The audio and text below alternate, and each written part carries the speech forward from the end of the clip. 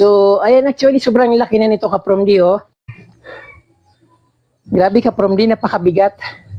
Sobrang giant na siya. Hindi ko talaga siya kayang bunutin. Tapos, kapit na kapit siya. Talagang ayaw niyang pagbigyan yung mga katabi niya. Ang luwag-luwag dun sa ilalim niya.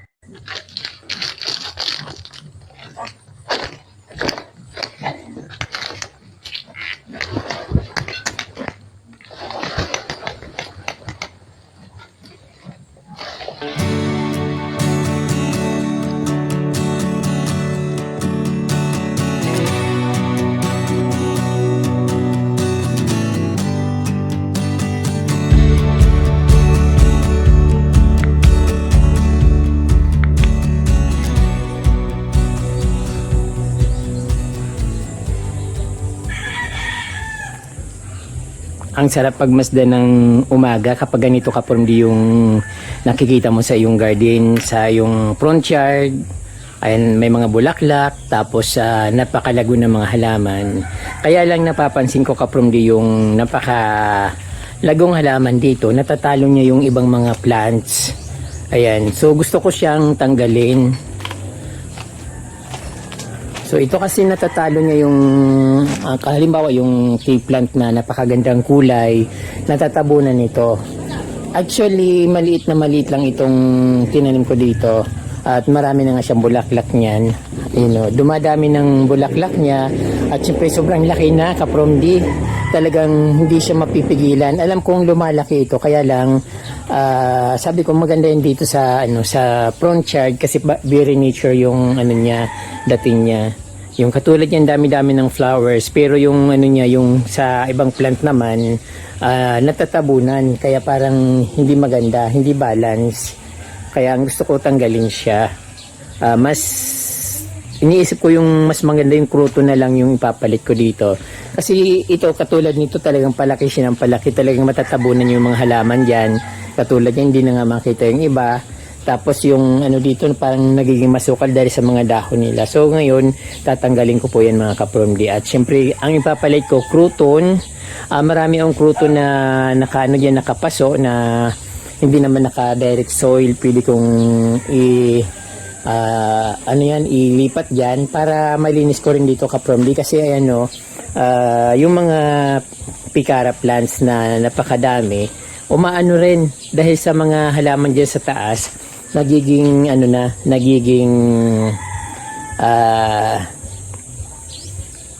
nagiging masukal. Tapos madilim, hindi na rin gumaganda yung mga plants na sa ilalim na tinanim ko. So ang nangingibabaw kasi ito.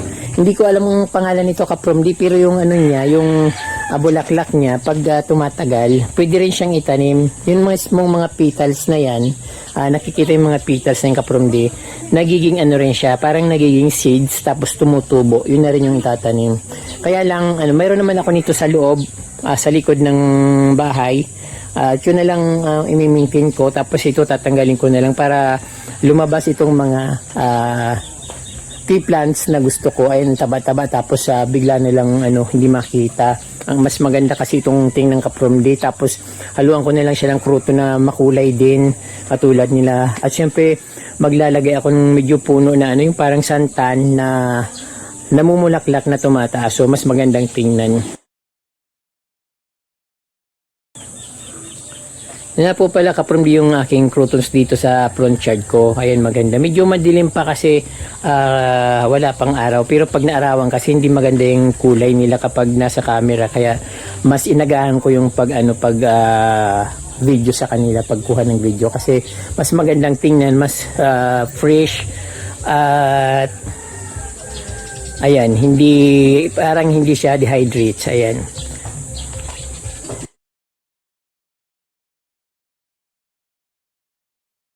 Tapos dito naman yung mga bromeliads na inayos ko na. So magandang tingnan dito sa aking front yard. At yun nga, ayusin ko yung dito para mas lalong gumanda. Ayan. Walang bulaklak yung yung garlic vine. Pero dumami yung sanga niya. Hindi ko alam kung kailan siya magbubulaklak. Pero yung yellow bell, ayan, tuloy-tuloy na yung flowers niya. Pag nasimulan niya naman magbulaklak, tuloy-tuloy niya. Tapos meron mga Mexican piton niya dito sa ano, sa baba. Hinahayaan ko lang siyang tumaas para pag ano, itatali ko diyan sa ano, sa haligi para yun na yung decoration niya sa haligi. Ayan.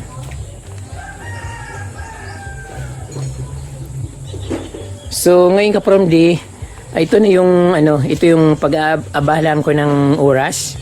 So tatanggalin ko yung ano na yan, yung ginger na yan para maging mas maganda at para hindi natatabunan yung ibang halaman dyan. Lalagyan ko rin dyan mas maraming Mexican pitonia. Ayun, dito na nga yung Mexican pitonia, dapat nandun yan eh.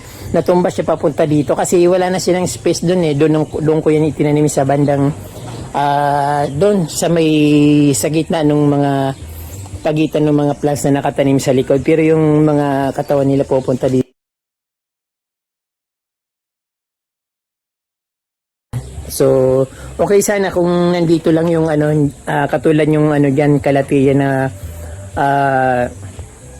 malaki. So, hindi siya kumakalat. Kaya maganda naman siyang tingnan dyan. Pero siguro pag sobrang laki na niya, pag sobrang dami na, parang hindi na maganda. Kasi, ayun na, malaking space dun sa kanto. Tapos nandito sila. Mali lang kasi yung pagtanim ko. That time kasi nung ano, masukal yan, maraming baging. Kaya dito ko siya tinanim. Saka yung puno ng niyog na bulok. Tapos doon ko siya pinasok doon sa ano. Kasi yung puno ng niyog na ano na, bulok na, masyadong malambot ka. Doon ko siya tinanim. So, ayun. So, ayan po mga ka-from D, tatanggalin ko na siya, pero bago ko po siya bubunutin, ay in-invite ko po muna kayo na mag-subscribe sa aking YouTube channel para madagdagan naman po yung aking mga viewers, subscribers, at syempre para dumami po tayo ka-from D. So, ayun, natatanggalin ko po itong, I think 3 puno ito, at papalitan ko ng mga crouton. So, kailangan simulan ko na kasi mamaya sobrang init na naman at hindi na naman ako makagawa dito. Kahit na ipagpatuloy ko na lang sa mga huling oras yung pagtatanim ko ng croutons, basta ano lang matanggal ko na ito. Although sayang pero ayun o, namumulaklak na siya, pero kailangan talang tanggalin kasi nga tumitiko siya kung pag ganon, pag ganon. So ayan ka from din, simulan ko na.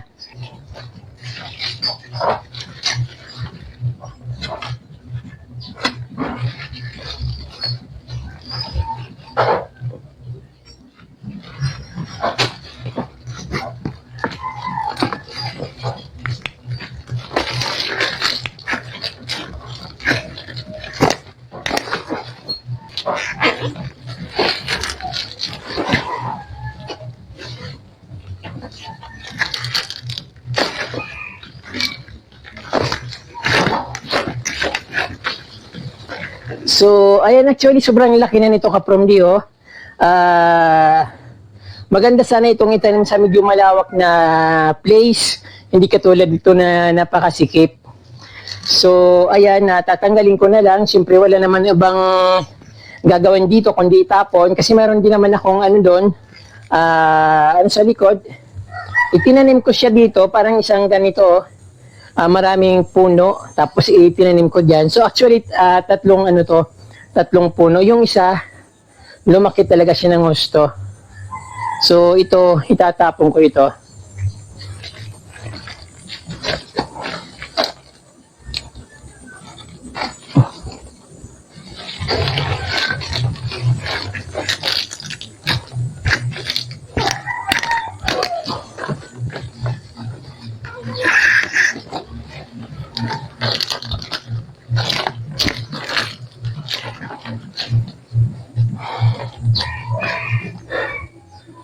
Grabe ka-from D, napakabigat. Sobrang giant na siya. Hindi ko talaga siya kayang bunutin. Tapos, kapit na kapit siya. Talagang ayaw niyang pagbigyan yung mga katabi niya. Ang luwag-luwag dun sa ilalim niya. Kaya yun, halos wala nang tumutubong halaman doon. Yung mga tinanim ko na wala. So, ito siya yung naghari-harian ba? Napuno yung ilalim. Ang hirap bunutin.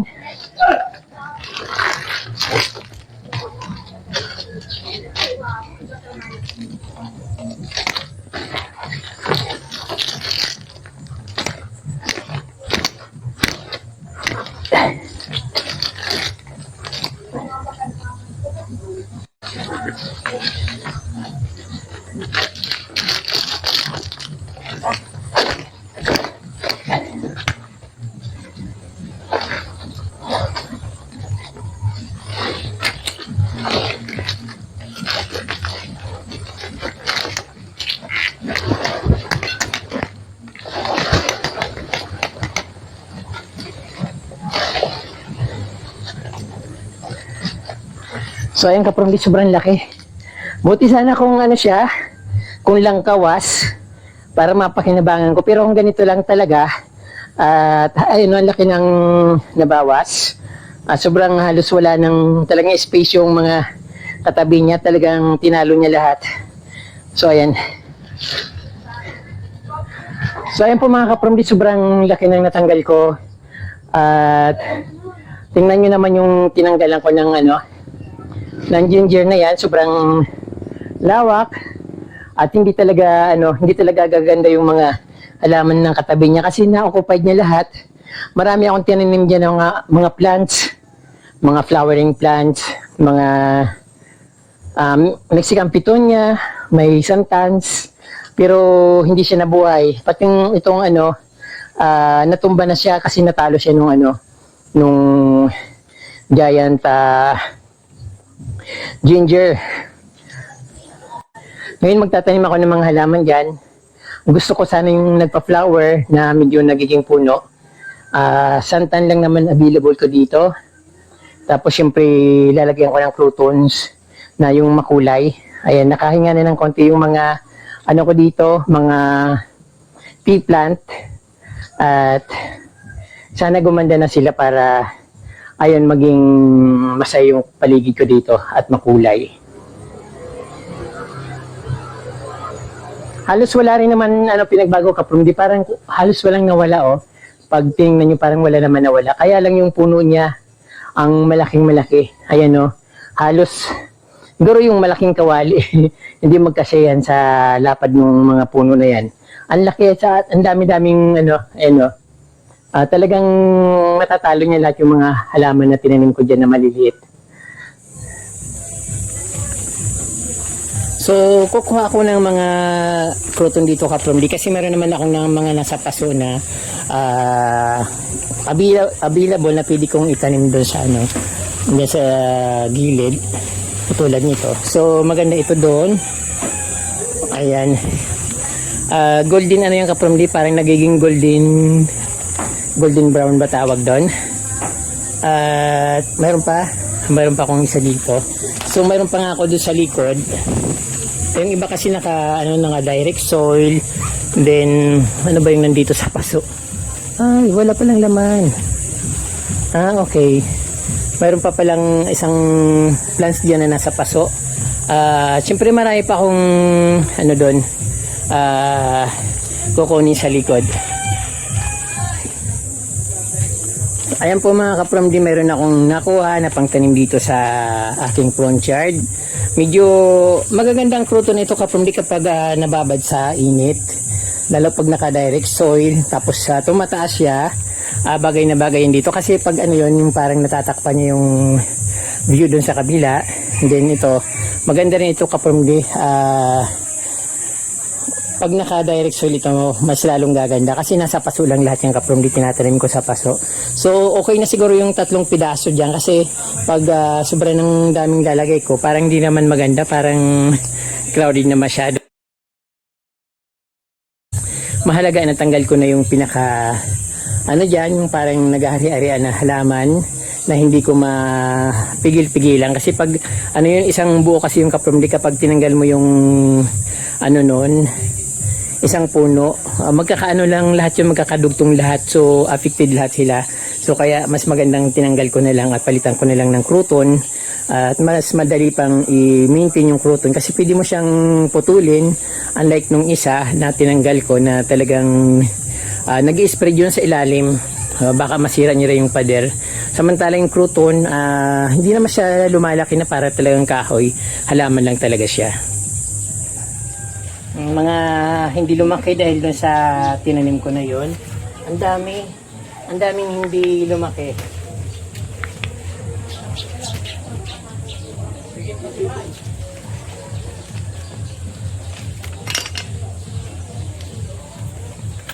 Putulin ko na lang ito. So ayun, ang dami. Tinanggal ko na rin yung pea plant para para crouton na lang yung yung diyan. Kasi hindi siya tumaba hindi siya natalo siya masyado ng Alin ba ilalagay ko dito? Ito. Sige, ito na lang. Kasi, ayun, no? Tatanggalin ko na lang yung plastic.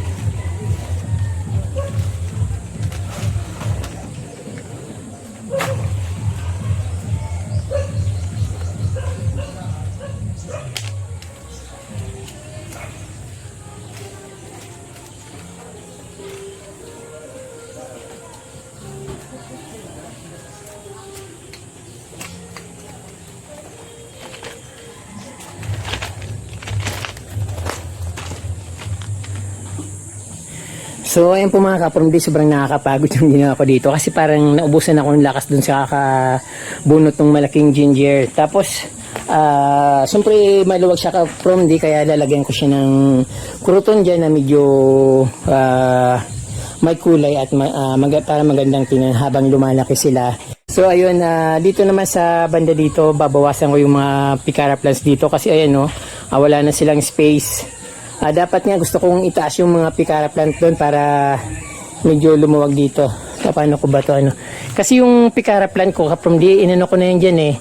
Parang finex ko na. So pag tinanggal ko na naman dyan, pag binunot ko, ano na naman yan, anong tawag doon, malalanta. So madali kasi siyang malanta. Mahirap siyang buhayin ka from di actually.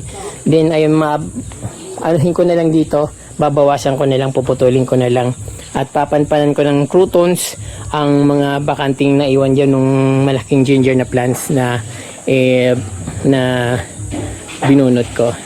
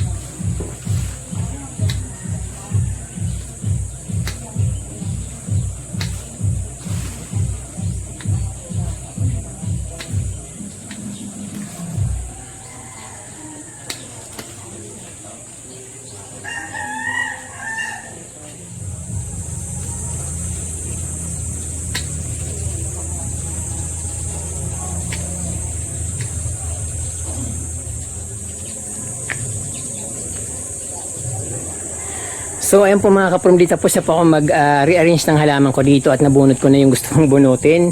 Ay yung hindi ko, parang hindi ako mapakali hanggat nakikita ko na hindi ko nagagawa yung gusto ko. So ayun, maganda ulit at syempre marami na naman akong itutusok ng mga picara plants.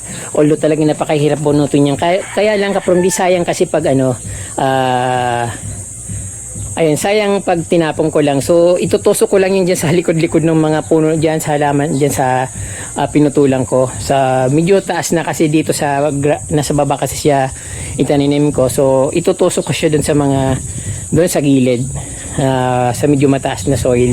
So, ayun kapromdi, maganda na naman ng aking backyard dito kapromdi kasi makulay na naman.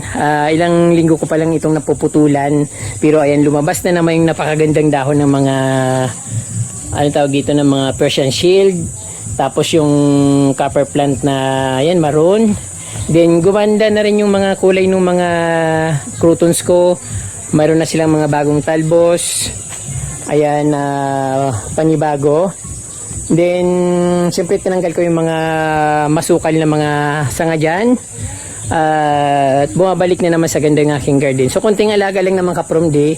Then ayun, medyo maulan na naman ngayon, umuulan-ulan na kaya babalik na naman sila sa dati. Pero hindi naman dito talagang uminit ng tudong-tudo. Ano lang, semi lang. So ayan, napakagandang tingnan.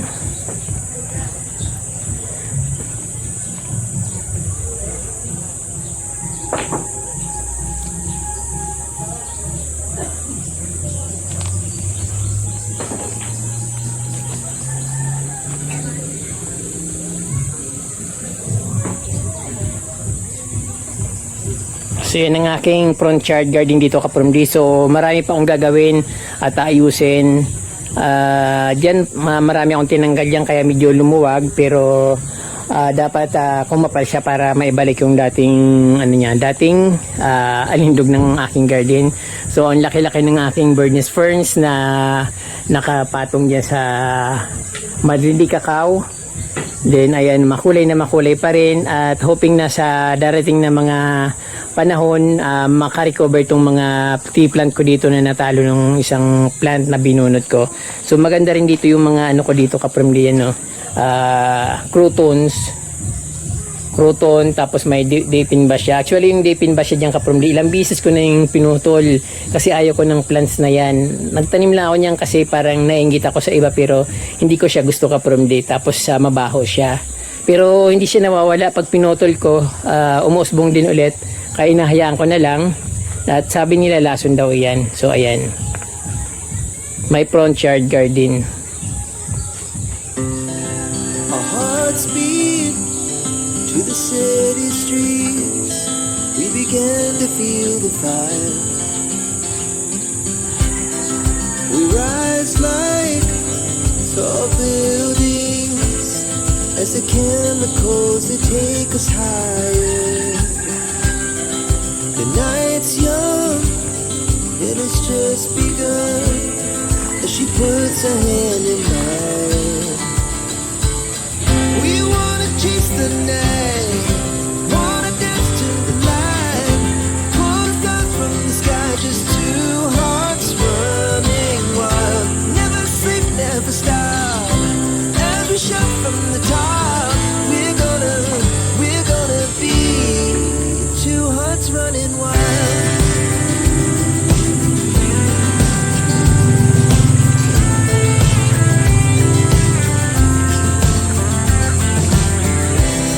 Now the morning is the afternoon.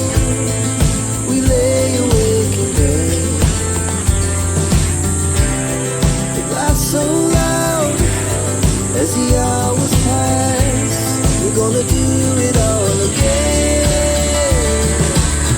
We wanna chase the night, wanna dance to the light, pull the stars from the sky, just two hearts running wild. Never sleep, never stop, as we shout from the top.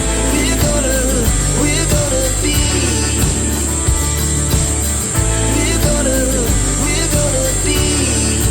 two hearts running wild.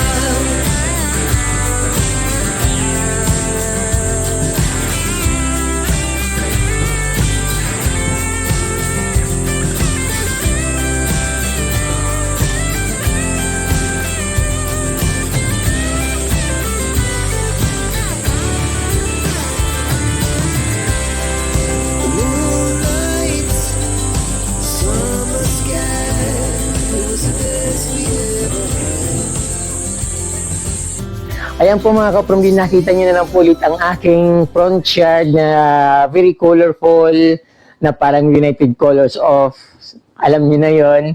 Then syempre natutuwa ako kasi muling umusbong muling gumanda yung mga aking mga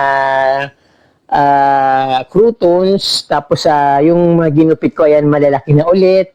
Then ayun, napalitan ko na rin yung nabunot ko na rin yung matagal ko nang gustong alisin, at pinalitan ko ng croutons. So ayan po mga Kapromdi, maraming salamat po sa inyong panunod at pagsusupport. Sana wag kayong magsawa na manood ng aking mga videos, at wag kayong magsawa mag-support sa akin. Ayan po. Maraming pong salamat sa inyong panunod Kapromdi, at kung hindi pa po kayo nakasubscribe, ay mag-subscribe na po kayo para dumami po tayo. And don't forget to touch the notification bell on my YouTube channel and share. Maraming salamat po. Muchas gracias. En Diyos mabalos.